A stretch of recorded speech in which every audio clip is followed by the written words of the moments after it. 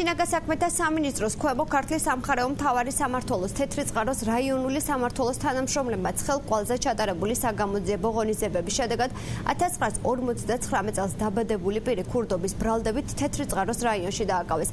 დაკავებული მარაბდის სარკინიგზო მაგისტრალზე იარაღით თანამძრახველთან ერთად მატარებლის სპილენძის სადენსა და ეგრეთ წოდებულ ტროს იპარავდა. შემთხვევის ადგილზე სამართალდამცველების მისვლის შემდეგ ბრალდებულის თანამძრახველმა პოლიციის მისამართით გასროლა მოახდინა და გაქცევა მოახერხა, ხოლო ერთი პირი დანაშაულის ჩადენის ადგილზე დააკავეს. დაკავებული აღიარებს ჩადენილ დანაშაულს.